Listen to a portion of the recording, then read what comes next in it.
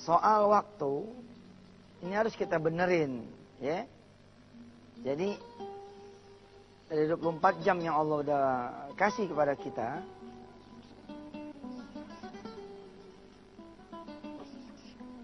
ini mesti kita beresin. Kalau kita nggak beresin, nanti kita yang dilipat sama waktu. Ibarat jalan, pemirsa, harusnya jalan kita lurus. Shiratal mustaqim. Ini udah lurus belum? Apa-apa deh, namanya nurun. Mesti, maafin deh, bukan patinosidin nih kita. Mesti kita lempang gitu tuh. Ya kan? Ini bener nggak? Ya, anggap bener deh.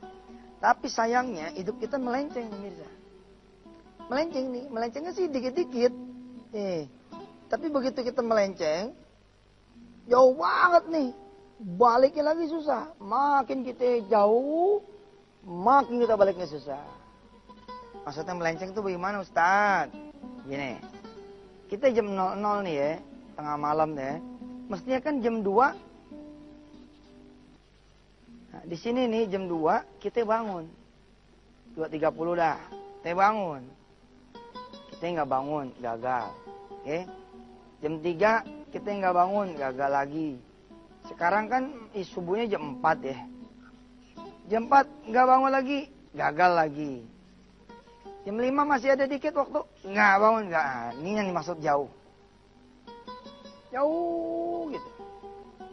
Ya, kalau di sininya udah nggak ketemu, ini kemarin udah jauh nih pemirsa. Jangan sampai kita begitu, kita rapiin, serapi-rapinya. Gimana sih ya Allah caranya begitu kan ya? Supaya kita bisa waktunya benar, semua ibadah tuh bisa. Dari mulai tahajudnya, subuhnya, duhanya, lohornya, asarnya, bisa. Gimana caranya? Ya berdoa sama Allah. Tidak ada yang bisa membuat manusia itu sujud, ruku di hadapan Allah Subhanahu wa taala, punya keagungan dan kebesaran. Kecuali Allah sendiri yang membuat hambanya menjadi bisa melakukan itu. Tidak ada satu orang pun di muka bumi ini bisa kemudian berselawat kepada Rasulullah, kecuali Allah yang membuat kita berselawat kepada Rasulullah.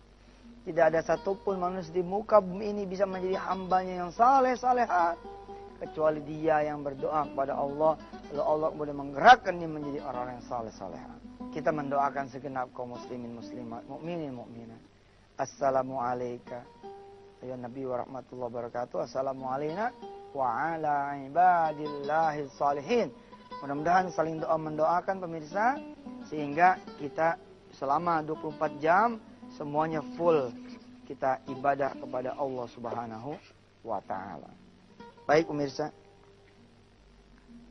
makanya saya menyarankan pada pemirsa, kalau masih ada sisa anak satu begitu ya, coba deh santrenin ke pesantren. Syukur-syukur 5-5-nya bisa nyantren, sehingga dia bisa mengenal Allah dan Rasulnya. Masukin juga ke sekolahan yang kenal dengan Allah dan Rasulnya. Saya kemarin prihatin pemirsa, ada alumni kami, SMA-nya dia pindah. SMA-nya dia pindah, terus dia mengeluh kepada ibunya. Bu, saya di sana kalau sholat duha malu. Kenapa malu? Selidik punya selidik, rupanya tidak ada satupun di SMA tersebut yang sholat duha. Di Jakarta nih, kalau saya sebut, pasti dia malu satu sekolahan. Nah, pemirsa kalau ketemu yang kayak begitu, cabut anaknya. Cabut anak. Jangan sampai anak kita jadi pinter, hatinya hilang. Jangan sampai anak kita terang dunianya, akhiratnya hilang. Belajar dan buka mata, ya, sama mereka-mereka yang hidup dunianya berapi, dunia bagus. Ketika akhiratnya tidak bagus, dia akan jauh hidupnya. Kalau udah di atas Allah tarik, bang, jatuh dia. Sekolahan di sana tuh disiplin, tertib, rapi, keren. Ya betul, tapi lihat di sana sholat lohornya bagaimana? Ternyata sholat lohornya nggak ada. Keluar jam 2, keluar jam 2, keluar jam 2. Salat duha apalagi nggak ada. SD 6 tahun, SMP 3 tahun, SMA 3 tahun, 12 tahun anak kita tidak terbiasa salat sunnah duha, maka jadinya seperti Anda semua yang tidak bisa melaksanakan salat duha. Kenapa? Karena dari kecil tidak terbiasa. Ustaz nuduh tuh, jangan tersinggung kalau emang ketuduh mah. Kalau emang ketuduk, rapiin aja udah dirinya. Tapi kan ke pesantren pada begitu, jorok bau. Pesantren sekarang mah beda, insya Allah. Nggak kayak dulu, udah pada bersih-bersih, rapi-rapi. Lagian dulu juga nggak segitu-gitu amat. Itu mau fitnah. Pesantren dari dulu, alhamdulillah, hidupnya barokah. Insya Allah deh, pemirsa. Ya. Jangan